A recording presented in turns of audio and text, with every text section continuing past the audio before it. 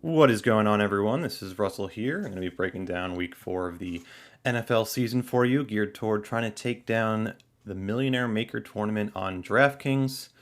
And let's get started with some macro information, namely the weather. So here we have some decent chances of rain in the Jaguars-Eagles game and the Bills-Ravens game, and a lower chance of rain in the Bears-Giants game. Why is this important? Well, if we go to Vegas, implied points, the Bills are implied for the most points on the slate. And we just want to keep in mind that there may be some rain, might be a more messy game, maybe not as high scoring. Eagles are implied for 26 points, Ravens 24. So in these three teams are part of games where we're probably going to be seeing rain. So it's just something to keep in mind. It's not the be-all, end-all, but it does provide for some interesting opportunity for leverage. Some other things I've noticed, quickly looking at this Vegas page. Ignoring the bottom tier of teams like the Bears and Jets, where we can see these percentage of bets on the over-under, or rather the over, is low. I found some interesting games where I think there could be some leverage. Only 25% of people betting on the over-under in the Broncos-Raiders game are betting on the over. I know the Broncos have not looked great with Russell Wilson, but he is still Russell Wilson, and relative to what the ownership of some of his wide receivers and players in that game should be, we have Jerry Jeudy, we have Cortland Sutton, Melvin Gordon, Javonte Williams, of course. So I think this game is going to be ignored more than it should be. So that's an interesting target game to keep in mind. Another one game that could be very wild, very interesting, Seahawks-Lions. Only 30% of people are betting on that over. And obviously, the Lions have a ton of injuries. I'll talk about injuries in a second. I think there's going to be a lot of fantasy goodness in that game. And there was one other game that I originally didn't really think about too much, but Falcons-Browns is actually pretty interesting now that I do think about it. Only 25% of people are betting on the over in that game. So specifically in those three games, I think there will be players that are going under-owned, and I will talk about them in a second. So let's talk about injuries. People that are already ruled out, we have DJ Chark, Amon-Ra St. Brown, DeAndre Swift, all out for the Lions.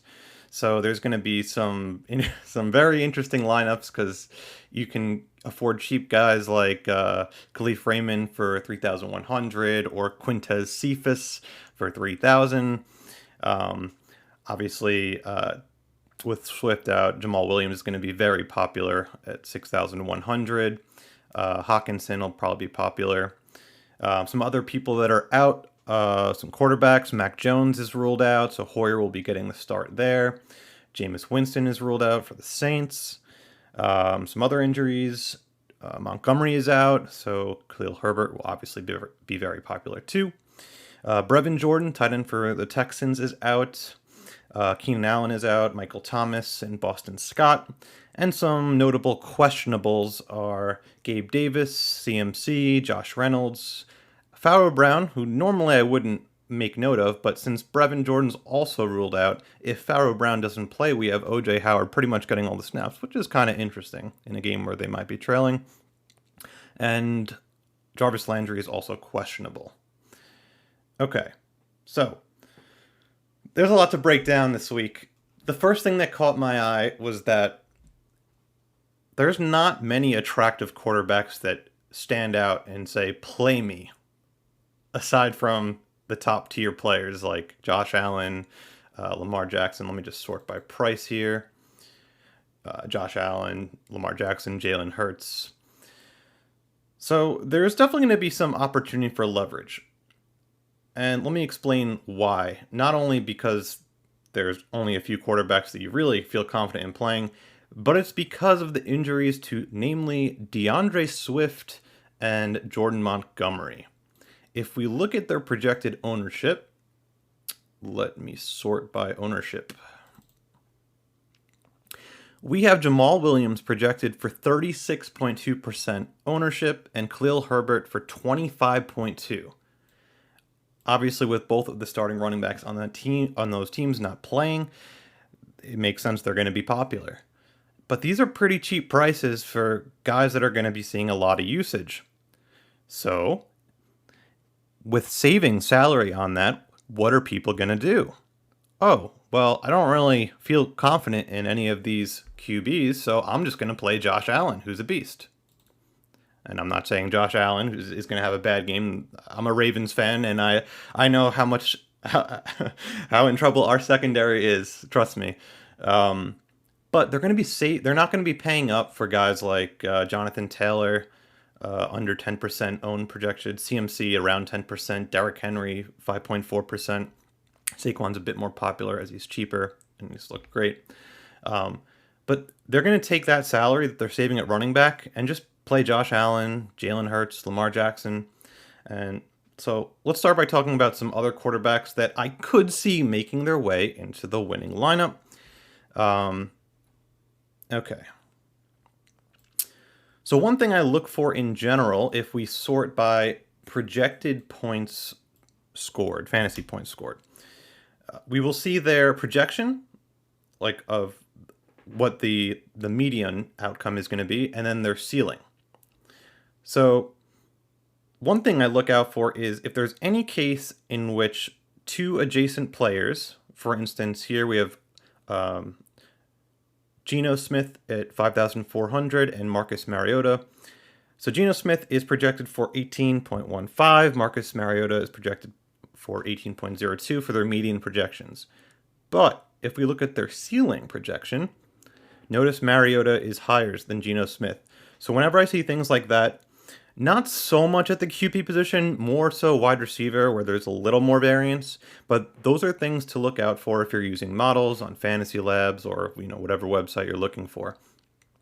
I don't think it's as important for QB, but it gets rid of some of my bias. Like now I'm going to be considering Marcus Mariota a little bit more than I would have in a game where the Browns are definitely going to be able to move the ball because Chubb has a great matchup. Njoku had a great game last game, and they've struggled against tight ends this year. So they're going to have to put up points to stay competitive in this one. And Pitts, their offense is coming along. So it's things like that that kind of catch my bias and also just catch my attention.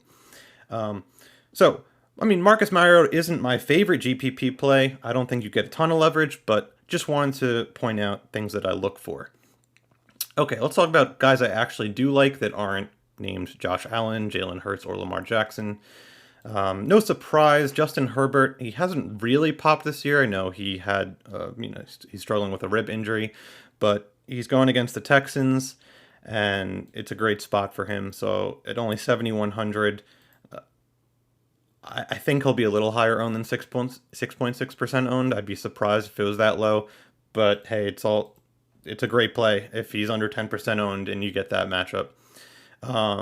Another player, I never thought I'd be saying this, growing up in New York and seeing, Geno's rookie year. I do like Geno Smith this week at only 5,400 against Detroit. It's crazy to say that, but, the Lions have given up 31 points per game. Geno has looked good. Not great, but he's looked good. He's making good decisions. He has weapons. They're going to have to put up points, so he's very cheap, and he may not have the highest ceiling, but if he has a good game, he is so cheap that he could be in the optimal lineup.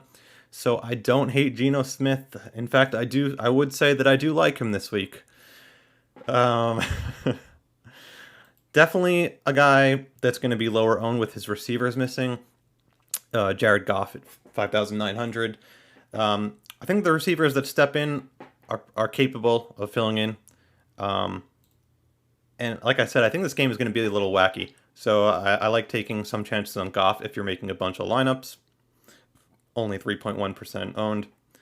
And back to, and also that was one of the games where people were not confident in betting the over. So guys like Geno and Goff are interesting targets. The other game that was, what was the exact number?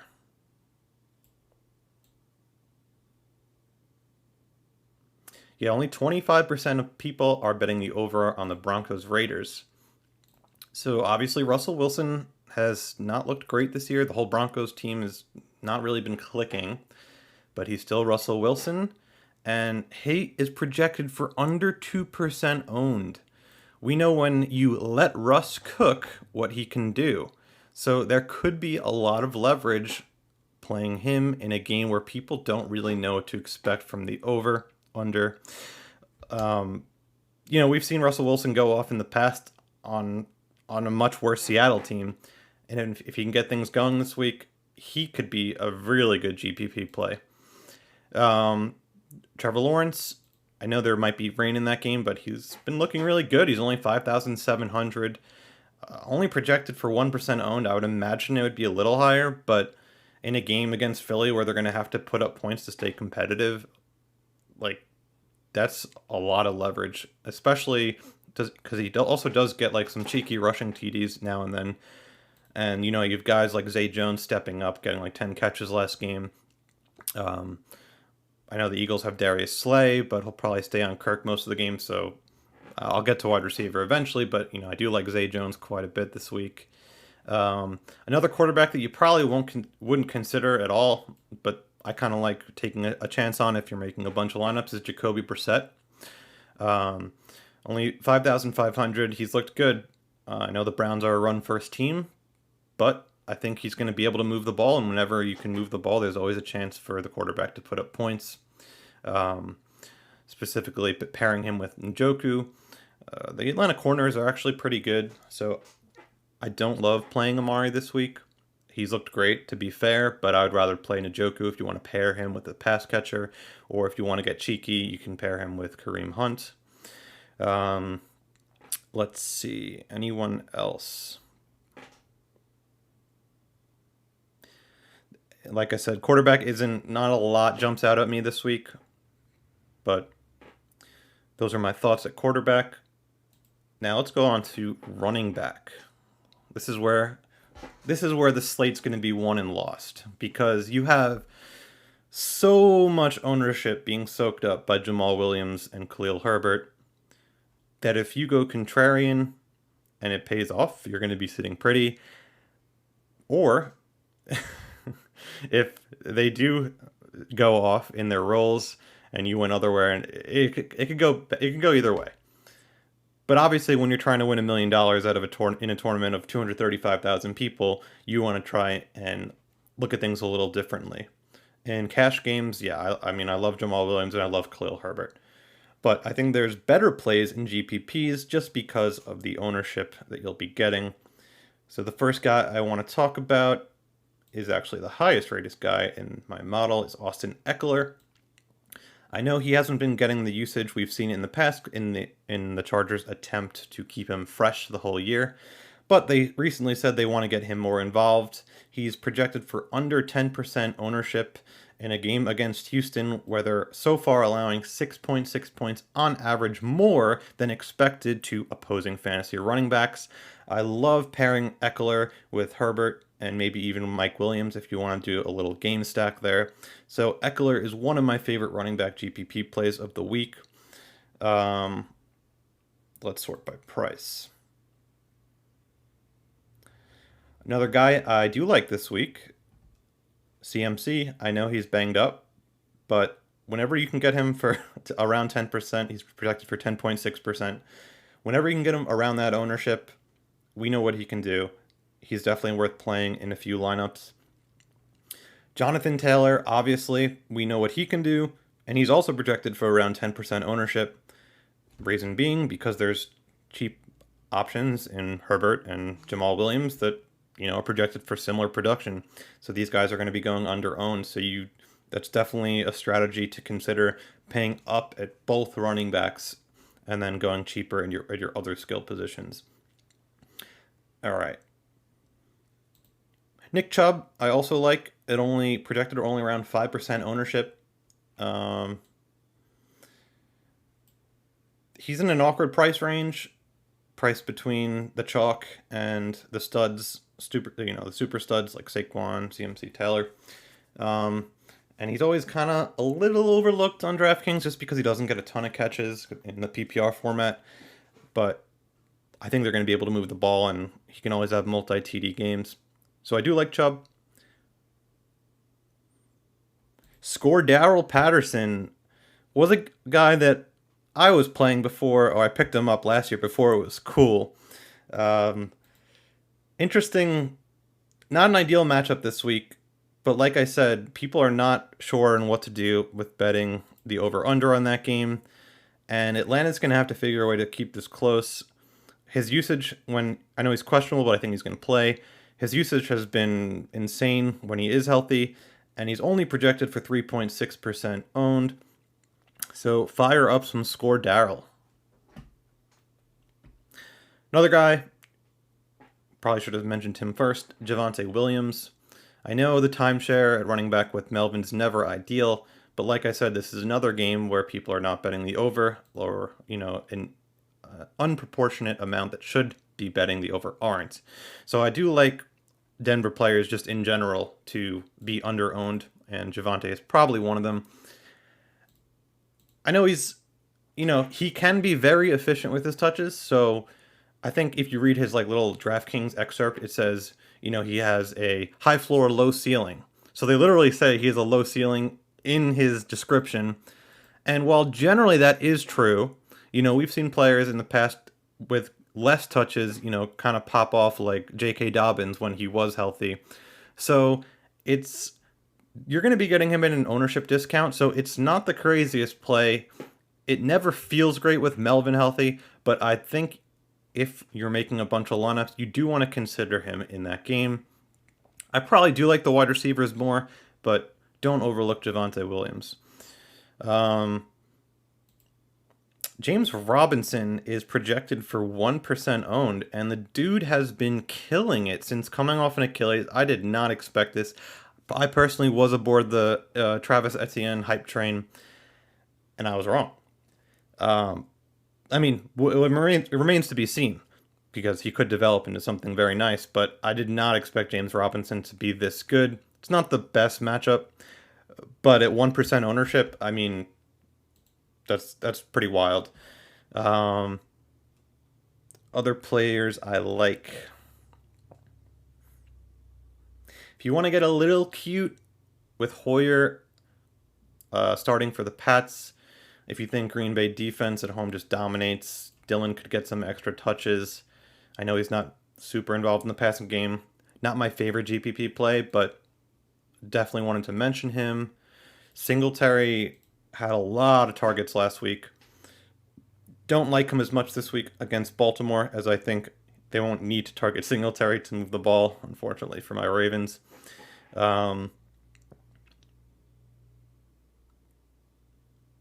Where is he? Ormondry Stevenson. Now, I never like playing New England running backs, but I do think Ramondre deserves some attention this week in a game where they'll probably be trailing. He looked much better than his counterpart, Damian Harris, last week. He was very efficient. I think he had 5 targets. He had a productive day, and he's projected for 2.8% ownership. I think he's going to be under-owned, and I do like... it's crazy. I'm liking Geno Smith. I'm liking Patriot running backs. You got to fire up some Ramondre, especially with his involvement in the passing game. Another guy that's not the sexiest name, but it could pay off. J.D. Mckissick. Washington has kind of struggled. Their offensive line in Dallas, we saw what they did to Daniel Jones running for his life last week. And also McKissick had 7 and 9 targets the past 2 games. I know it never feels great playing, a secondary running back, the pass catching role in an offense that doesn't run the ball well. But against a tough Dallas front, I could see him easily getting 7 to 10 targets again. And if he breaks one on the screen, it could pay off. And he's projected for under 1% ownership. So, if you're making a few lineups, don't play him. But if you're making a bunch, he's very easy to overlook, and I do like him. Although I would say I like Ramondre Stevenson much more, and you get more leverage with him. Another guy I really like, in what I said I think could be a very funky game, is Rashad Penny. So we have Travis Homer out. I don't know if I mentioned that. I forget if I did. But it remains to be seen if they're going to play DJ Dallas to shift into that role, or if Penny's just going to absorb the receiving work. Regardless, against the Detroit defense allowing 31 points per game, I love me some Rashad Penny at only 4,900, and he's projected for under 10% ownership. We've seen his upside at the end of last season. I'm very curious if his ownership will be that low, and it could be given the other more attractive low to mid-range running backs that I mentioned in Khalil Herbert and what's his name, blanking out, and Jamal Williams. So I like Rashad Penny quite a bit at only 4,900. And then from there, there's not much. If you want to get really cute in making like 100 lineups, you could throw what's his name? Not Dameon Pierce, the pass catching running back. Should know his name. Blanking out again. Let me look down here. Where is he? Rex Burkhead. Duh. Okay. I could see him getting a lot of targets if they fall behind in this game. Like I said, if you're making a few lineups, don't play Rex Burkhead. But just throwing out things that could happen if you're making like a game stack for Chargers, Texans. And just make sure I didn't miss any running backs that I did want to talk about.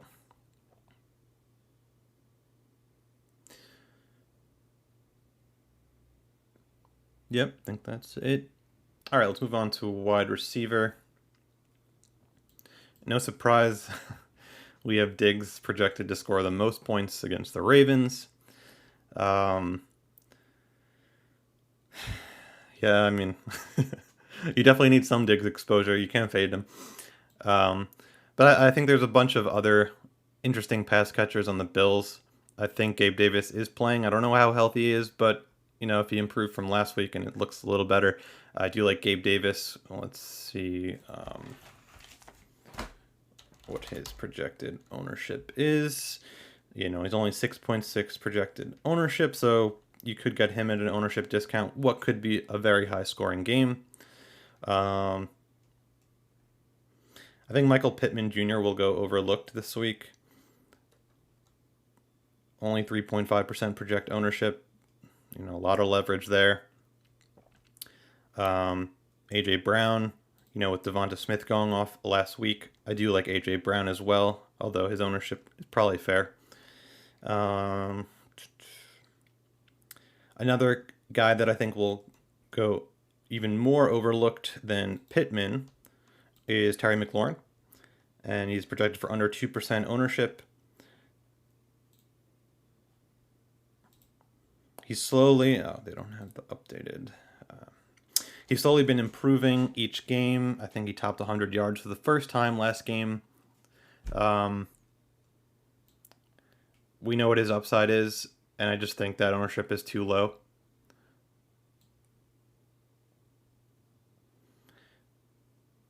Christian Kirk, Marquise Brown.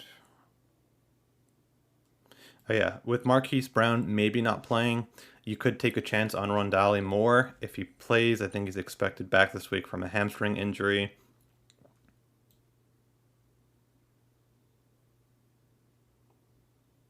Drake London, 15% owned, that's a little too much. Okay, so we have Tyler Lockett, who I like quite a bit against Detroit. He's going to be popular, but I think it's merited in this case. Metcalf also have to consider.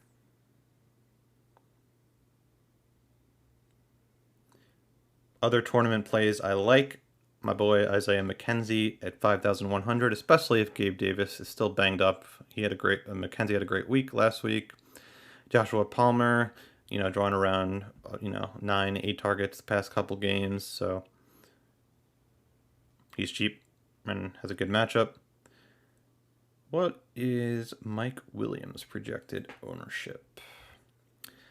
Mike Williams is a guy that stands out to me as well. Only projected for 5% ownership. Keenan Allen is out this week, and they could be putting up a lot of points against Houston. So let's say you want to play Herbert. Let's just take a look at. I mean, obviously he's going to be positively correlated with his wide receivers, but we have Mike Williams definitely up there with a very high positive correlation. Parham Jr. we can ignore because it's such a small sample size, and same thing with Gerald Everett. So I kind of like what was it with Eckler? Also pretty good with Eckler. So yeah, if you're doing like a little stack, I like Herbert, Eckler, and Mike Williams.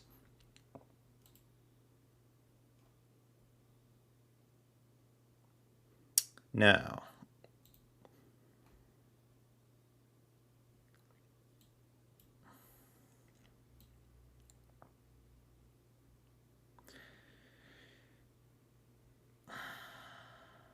Michael Gallup is probably back this week. I think he's interesting, but I think he's going to be on probably a snap count. So he's a little too risky for me to want to play.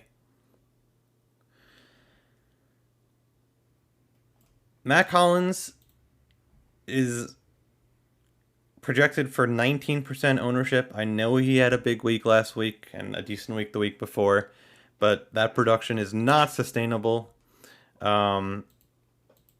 He has looked good, so don't fade him if you're making a bunch of lineups, but I would go under the field on that one, which brings me to tight end. And Darren Waller is probably my favorite tournament play at tight end. Has been disappointing thus far and is only projected for 4% ownership, providing the most leverage on the slate at tight end.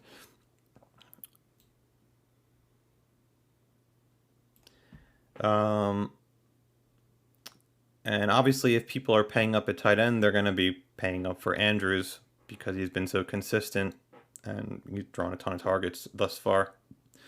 But while neither Waller or Andrews has an ideal matchup, I think Waller has a slightly better matchup and gives you a lot of leverage, especially if that production that Matt Collins has been seeing the past 2 weeks shifts over to him a bit, which I expected to regress a little. So I'd say Waller is my favorite tight end pivot of the week. Kyle Pitts is finally starting to look, like a premier tight end, and he's projected for 10% ownership, which is fair. Ertz has been drawing a ton of targets. It hasn't translated into that much production so far, but if Marquise Brown is out, definitely throw some Ertz in there at only 2.6% owned. That's way too low. Hawkinson is projected for 16% owned. I think that's fair.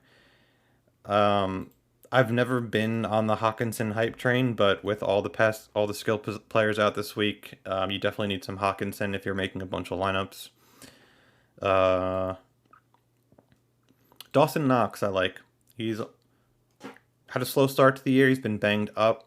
He's only 3,800. Projected for under 2% ownership against the Ravens, and this could be a high-scoring affair, even if it does rain.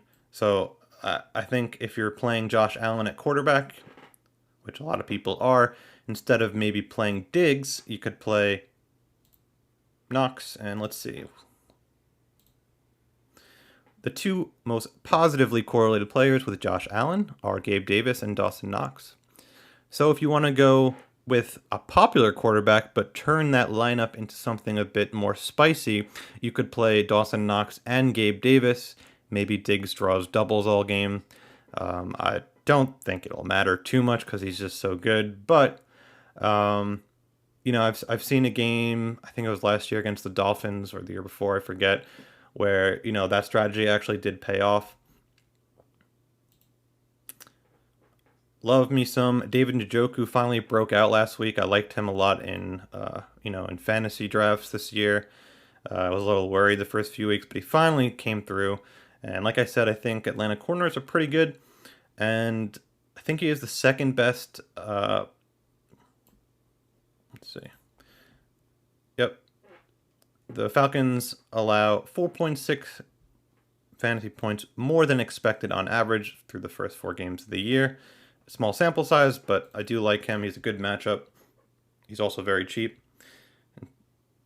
I mean, Jets pass catchers are tricky this week. Tyler Conklin has been surprisingly garnered a lot of targets early in the year, and Garrett Wilson has looked great, but I'm kind of just off the Jets entirely until we see what Zach Wilson is. But if you're looking to go cheap at tight end, you could do much worse. Robert Tanyon got a bunch of targets and catches last week, not many yards, but the touchdown upside is there. So he's also another cheap option that isn't too crazy. If Pharaoh Brown is out, you could take some dumpster diving chances on OJ Howard at only 2,700. Projected for 0. He'll be like 1% owned. They got to, I mean, they don't have to score points, but if they're going to score points, it hasn't been coming from their wide receivers. The Chargers did get ran over by the Jaguars on the ground last week, so maybe Dameon Pierce has a good day, but I think it's more interesting to take a chance on OJ Howard. Another guy I like as a Ravens fan, I know he had a great preseason, hasn't translated into that much production because he's only seeing around 20 snaps a game. But I think against the tough Bills front, I think the Ravens are going to deploy a bunch of 2 tight end sets and shenanigans. So I could totally see people paying up for Mark Andrews and then likely getting all the production and being very frustrated. Obviously not my favorite play, but if you're making 100 lineups, he's worth putting in one. And that's pretty much it for tight end. Defense is always tricky because there's just so much randomness, but we have... Let's see if there's anything surprising to me. I think I just like Pittsburgh D against the Jets, keeping it simple. Green Bay defense I also like. Let me see who they're correlated with. Okay, well, that's a small sample size, so we can ignore Watkins and Dobbs. Seeing if any of the running backs, nothing really interesting stands out there.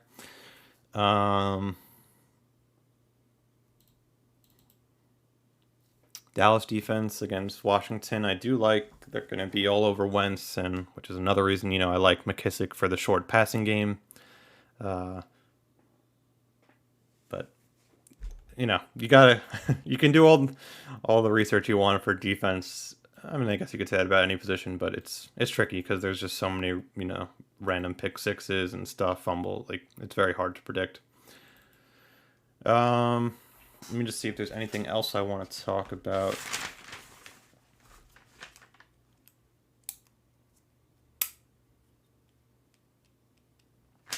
I think that's it as far as the individual players, but let me just reiterate my general strategy. Knowing that these running backs in Herbert and Jamal Williams are going to be so popular, it's a simple but I think effective strategy this week to just play other running backs. I mean, I think they're going to be great for cash games. I don't think they're going to have complete duds, but there are other running backs that I think you want to be playing with higher ceilings. Like I said, Austin Eckler, one of my favorite tournament players of the day, under 10% ownership. Jonathan Taylor and CMC, we haven't seen them have, those elite games we're used to, both projected for only around 10% ownership. Saquon, he's also 20% owned, doesn't give you much leverage, but does have a good matchup.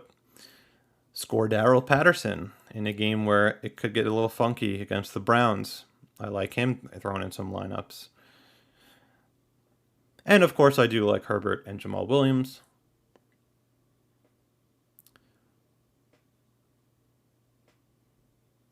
I wish I knew what Dobbins' snap count would be this week, because if it was a normal workload, he would be pretty interesting. So he's very risky. I don't think it'll be normal enough.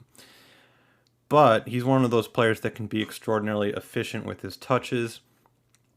But I would say my favorite tournament plays at running back are Eckler, Ormondry Stevenson, Rashad Penny, CMC and JT. That's pretty much those are my favorite plays at running back. Let me take another quick look at wide receiver. Some of my favorite tournament plays are Michael Pittman, AJ Brown, Mike Williams. I'd rather take chances on those mid to upper tier expensive guys instead of Adams and Diggs this week.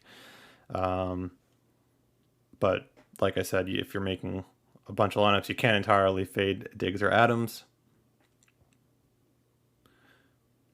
Waiting to see if Marquise Brown is playing.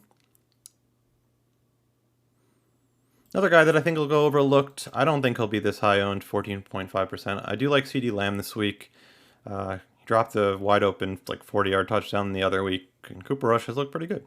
So I think, I could be wrong, but I think he'll be under 10% owned, and he could be some nice value at 6,700. If Gabe Davis is healthy, he is another one of my favorite tournament plays at wide receiver at only 6,600. I know there's been a ton of hype about him, and I was never really on the hype train in the preseason, but I just do like this matchup a lot. It remains to be seen how healthy he is, but at only 6.6% ownership, you definitely want to take some chances on him.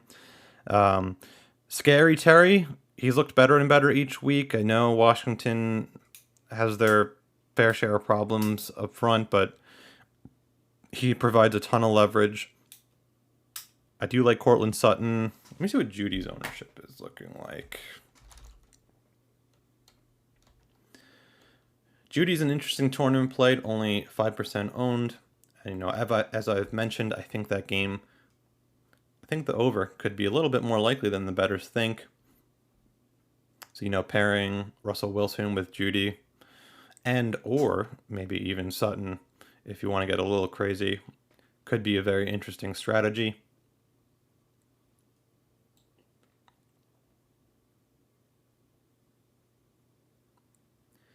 Obviously, Devonta Smith has looked great.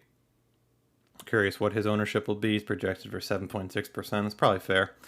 But I do like AJ Brown a bit more just because of the recency bias. Isaiah McKenzie is someone to throw in a Josh Allen stack if you're trying to stack that game, or play a bunch of players with Josh Allen, especially if Gabe Davis still is kind of banged up. McKenzie's played mostly in the slot, but he can play in the outside, and he has tremendous speed, game-breaking ability for sure.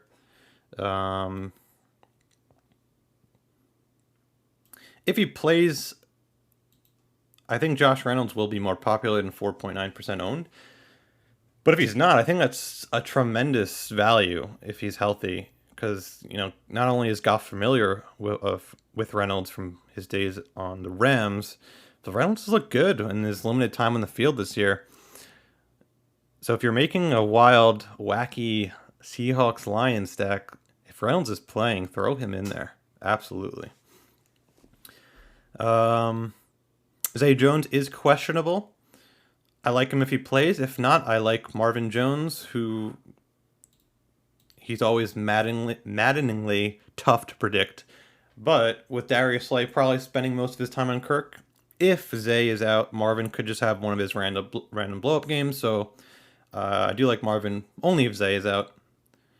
If you're making 100 lineups, then even if Zay plays, throw him in one with Trevor Lawrence.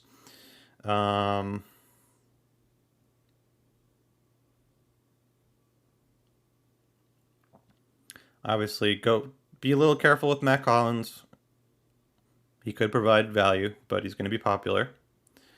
I mentioned him earlier, but Khalif Raymond, he's got some big play upside, projected for under 1% ownership. So it's a ton of leverage if that's true. I think he'll be more popular than that, especially if Reynolds is out. But even if Reynolds plays, I like taking some shots on Khalif Raymond. And even Quintez Cephas, who also has shown some big play potential in the past. So if you're making a game stack, you can throw. They're just so cheap, and they free up so much salary for the rest of your lineup. You could do much worse.